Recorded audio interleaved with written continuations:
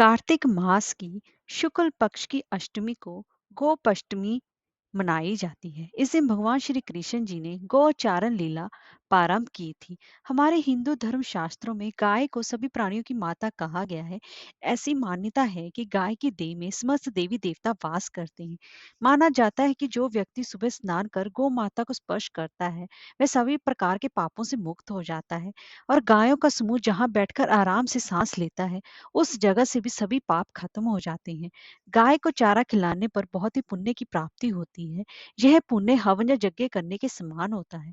जिस घर में सभी सदस्यों के भोजन करने से पहले गाय के लिए खाना निकाला जाता है, उस परिवार में कभी भी अन्न और धन की कभी भी कमी नहीं रहती।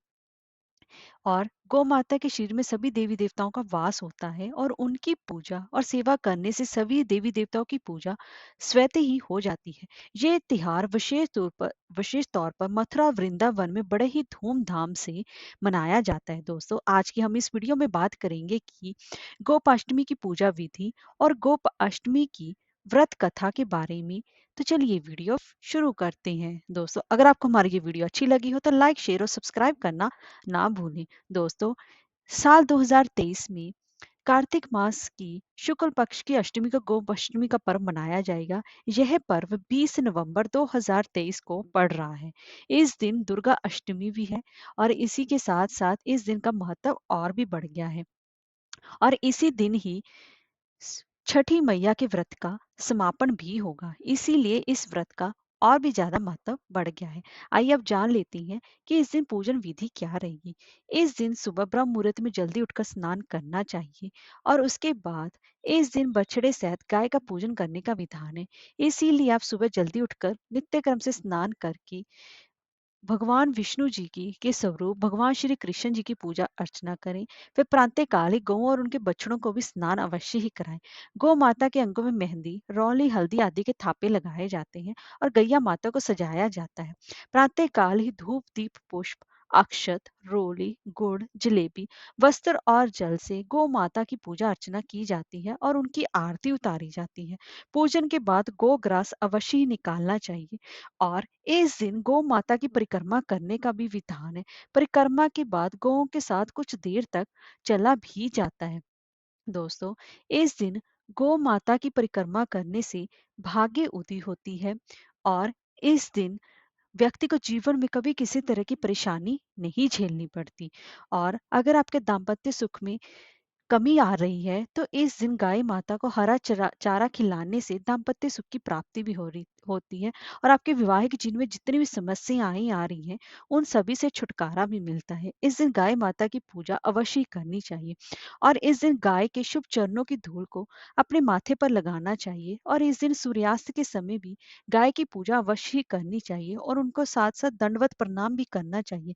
इससे जीवन में हमेशा सफलता की प्राप्ति हो सकती है। और दोस्तों, इसी के साथ साथ गोपाष्टमी पर जो गाय को संभालते हैं गौशाला में ग्वालों को भी उनको भी तिलक अवश्य लगाएं और अपनी समर्था के अनुसार दान दक्षिणा जरूर दें। ऐसा करने से व्यक्ति को संतान सुख की प्राप्ति हो सकती है। और इसी के साथ साथ आपके जीवन में भी जो जितनी समस्याएं चल रही हैं उसका भी अंत होता है। और इस दिन आपको अपने घर में एक गाय की प्रतिमा तो जरूर लेकर आनी चाहिए, क्योंकि गाय की प्रतिमा को घर में लगाने से व्यक्ति को कभी भी अन्न और धन की कभी भी कमी नहीं होती और सभी समस्याएं भी दूर होती हैं। और इस दिन सुबह आपको अपने घर के मंदिर में गैया माता का दूध से अभिषेक अवश्य ही करना चाहिए और गाय माता से अपने घर की सुख समृद्धि के लिए अवश्य प्रार्थना करनी चाहिए और यथासंख्या आज के दिन गायों को हरा चारा अवश्य ही खिलाना चाहिए। इससे गैया माता का विशेष रूप से आशीर्वाद प्राप्त होता है। और दोस्तों, अगर आपकी कुंडली में शुक्र और चंद्र दोष है तो इस दिन आप दूध का दान भी करके शुभ फलों की प्राप्ति कर सकती हैं। दोस्तों, अब मैं आपको गोपाष्टमी व्रत की व्रत कथा श्रवण करवा रही हूँ। दोस्तों, भगवान कृष्ण जब छठे वर्ष की आयु में प्रवेश किया तब एक दिन भगवान श्री कृष्ण माता अपनी यशोदा से बोले, मैया अब हम बड़े हो गए हैं। तब मैया यशोदा बोली, अच्छा लल्ला, अब तुम बड़े हो गए हो तो बताइए अब हम क्या करें। तब श्री कृष्ण भगवान जी ने कहा, अब हम बछड़े चराने नहीं जाएंगे, अब हम गाय चराएंगे। मैया ने कहा, ठीक है, बाबा से पूछ लेना। मैया के इतना कहते ही झट से भगवान नंद बाबा से पूछने पहुंच गए। बाबा ने कहा, लल्ला अभी तुम बहुत छोटे हो, अभी तुम बछड़े ही चराओ। तब भगवान श्री कृष्ण जी ने कहा, बाबा अब मैं बछड़े नहीं, गाय ही चराऊंगा। जब भगवान नहीं माने तब बाबा बोले, ठीक है लाल, तुम पंडित जी को बुला लो, वे गोचारण का मुहूर्त देकर बता देंगे। बाबा की बात सुनकर भगवान झट से पंडित जी के पास पहुंचे और बोले, पंडित जी आपको बाबा ने बुलाया है, गोचारण का मुहूर्त देखना है, आप आज ही का मुहूर्त बता देना, मैं आपको बहुत सारा माखन दूंगा। पंडित जी नंद बाबा के पास पहुंचे और बार बार पंचांग देकर गणना करने लगे। तब नंद बाबा ने पूछा, पंडित जी क्या बात है, आप बार बार क्या गिन रहे हैं? पंडित जी बोले, क्या बताएं नंद बाबा जी, केवल आज का ही मुहूर्त निकल रहा है, इसके बाद तो 1 वर्ष तक कोई मुहूर्त ही नहीं है। पंडित जी की बात सुनकर नंद बाबा ने भगवान के गोचारण की स्वीकृति दे दी। भगवान जो समय कोई कार्य करे वही शुभ मुहूर्त बन जाता है। उसी दिन भगवान ने गोचारण आरंभ किया और वह शुभ तिथि भी कार्तिक मास में शुक्ल पक्ष की अष्टमी तिथि। भगवान श्री कृष्ण जी के गोचारण आरंभ करने के लिए कारण यह गोप अष्टमी कहलाई।